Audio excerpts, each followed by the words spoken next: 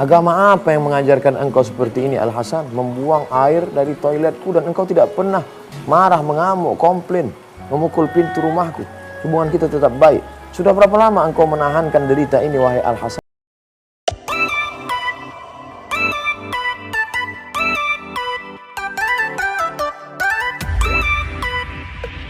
Jangan lupa like, subscribe, dan klik loncengnya.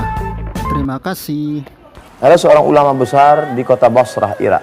Dia bernama Imam Al-Hasan Al-Basri. Kalau dalam kitab kita membaca Waqala Al-Hasan, yang dimaksud Hasan adalah Al-Imam Al-Hasan Al-Basri. Dia punya seorang tetangga, non-muslim, tidak seagama, tidak seakidah dengannya. Lalu kemudian suatu ketika Imam Al-Hasan Al-Basri sakit.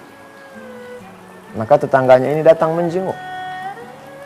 Ketika dia masuk ke dalam ruang tamu, dia temukan tidak ada Imam Al-Hasan Al-Basri. Kemana Hasan?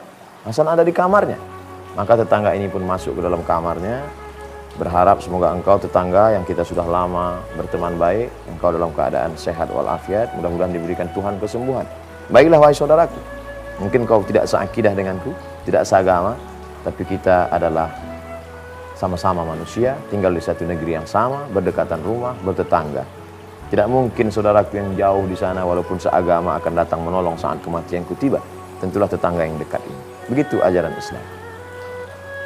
Tapi kemudian tetangga Al-Imam Al-Hasan Al-Basri merasa heran karena dia lihat di sudut pojok, dia lihat ada air yang tergenang di dalam ember.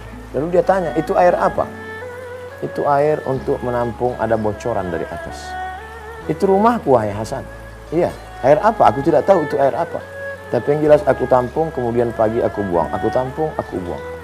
Ternyata setelah ditelusuri itu adalah air dari toilet yang bocor, air najis bercampur yang turun ke bawah. Agama apa yang mengajarkan engkau seperti ini Al-Hasan? Membuang air dari toiletku dan engkau tidak pernah marah, mengamuk, komplain, memukul pintu rumahku. Hubungan kita tetap baik. Sudah berapa lama engkau menahankan derita ini wahai Al-Hasan? Imam Al-Hasan Al-Basri menjawab, Ishruna sana.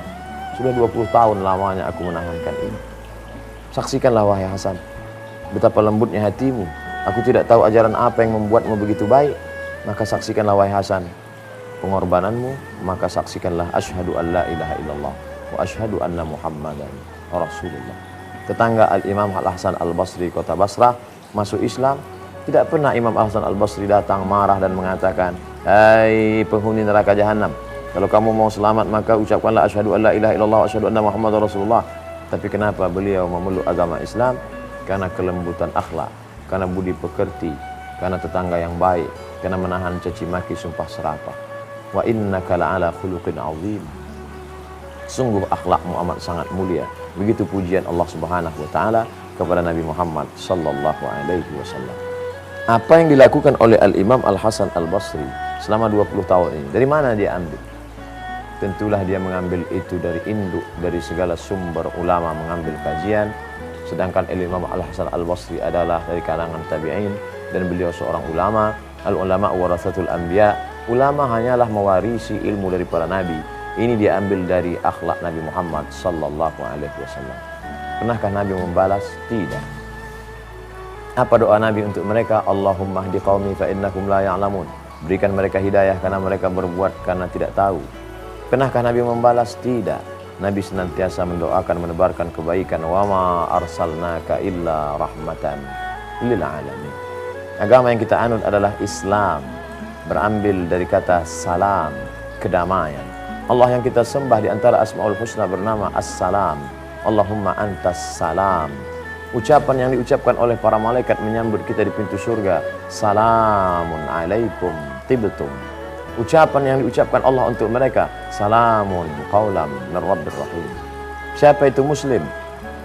Man salimal muslimun, selamat orang lain, min lisan, dari lidahnya, wa yadih, dan dari tangannya.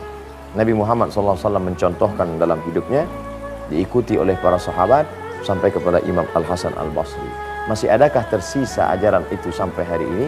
Kisah ini semoga tidak hanya sebatas torehan pena di atas kertas, tapi ada aplikasinya dalam kehidupan nyata. Faqsusil qasasa, ceritakan kisah-kisah itu. La'allahum yatafakkarun, Mudah-mudahan masih ada orang yang mau berpikir.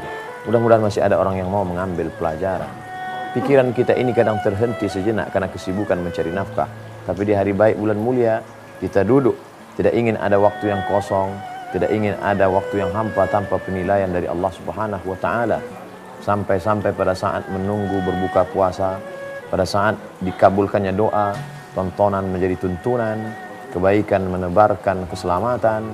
Kita ingin mengambil pelajaran berharga dari seorang ulama yang andai hidup saat ini mungkin sudah 1300 tahun yang lampau. Al-Imam Al-Hasan Al-Basri menebarkan kebaikan pada tetangga, pada sahabat, pada kerabat. Ayyahdiyallahu bika rajulan wahidan. Satu orang dapat hidayah karena engkau, khairum min humurin na'am. Boleh jadi ketika menyampaikan ilmu pengajian di masjid, tidak ada yang mendapatkan hidayah. Semua hanya mencari ilmu pengetahuan. Karena ini sebatas ucapan-ucapan, kalimat-kalimat untuk orang yang sudah bersyahadat. Tapi betapa bukan dari ucapan, bukan dari kitab, bukan dari hadis, bukan dari ayat Al-Quran, tapi dari perbuatan real yang nyata, langsung dirasakan oleh tetangga. Mereka melihat itu dalam kehidupan Al-Imam Al-Hasan Al-Basri, tersentuh hatinya, lembut jiwanya. Pada saat itu maka ringan lidahnya untuk mengucapkan asyhadu an la ilaha illallah wa asyhadu anna muhammadan rasulullah. Apakah kita dapat melakukan itu? Jangan dijawab dengan lidah, karena begitu mudah menggerakkan anak lidah. Tapi mari kita aplikasikan dalam kehidupan nyata sehari-hari, sehingga ada orang-orang yang keras hatinya, dendam kesumat, marah, tapi begitu datang sesuatu yang lembut, maka kelembutan dari hati itu akan ke hati juga sampainya. Bicara dari mulut akan ke mulut juga perginya. Lisanul hal, perbuatan, afsah min lisanil maqal, lebih menyentuh daripada ucapan. Semoga perbuatan Al-Imam Al-Hasan Al-Basri dapat kita warisi di zaman modern ini.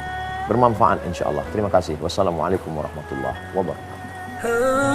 Assalamualaikum warahmatullahi wabarakatuh. Hai sahabat religiwan semuanya, semoga usia bertambah, istiqomah juga semakin bertambah, amal bertambah, maka bertambah pula kesiapan kita untuk tetap menebar kebaikan. Assalamualaikum warahmatullahi wabarakatuh.